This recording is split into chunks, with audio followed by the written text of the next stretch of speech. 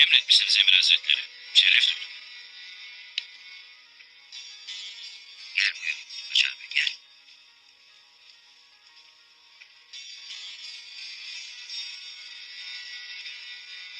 Şimdi beni iyi dinleyesin Hoca Bey.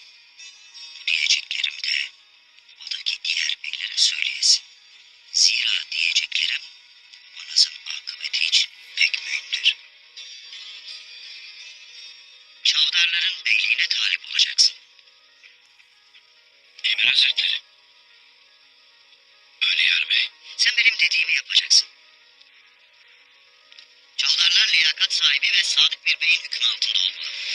Benim ve haliyle devletimizin teveccühü bu yöndedir. Benim size ve devletime olan saygım sonsuzdur Emir Hazretleri. Siz nasıl münasip gördüyseniz öyle olacaktır. Hala.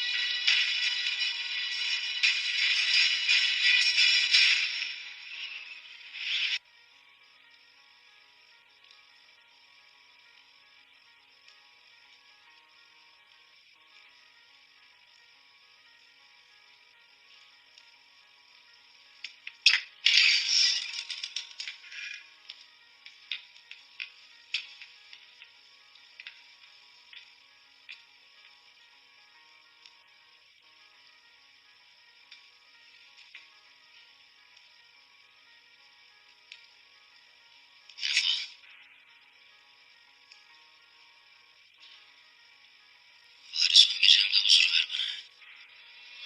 Yaptıklarından sonra son gecendeki huzuru değil, ahirette çekeceğin cehennem azabını düşün Murat Bey.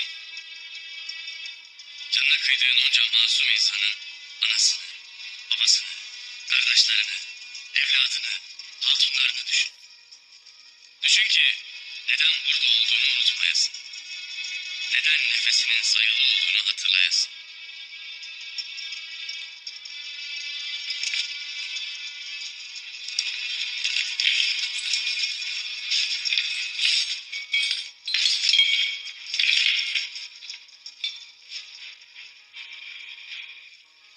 Nefesim neden sayılı bilirim Ertuğrul.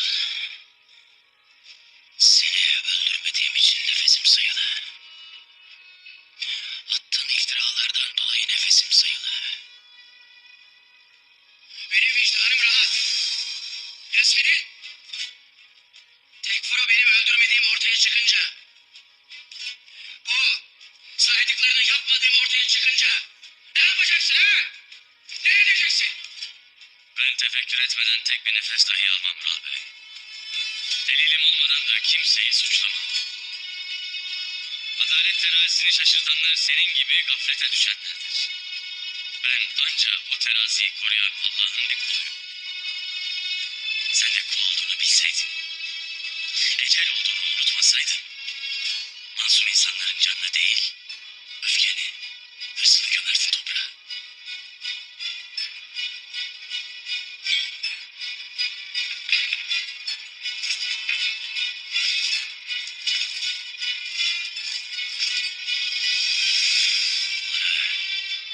Öğüt vermeye mi geldin? Yoksa galibiyetini kutlamaya mı?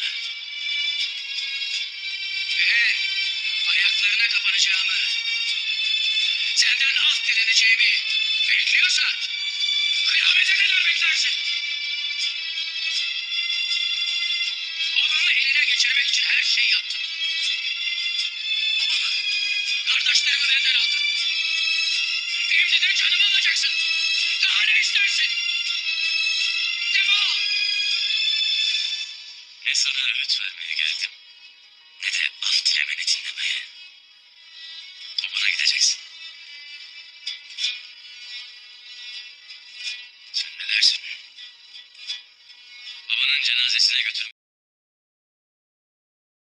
için vazifelendirildim seni. İstedim ki son geceni ailenle geçiresin.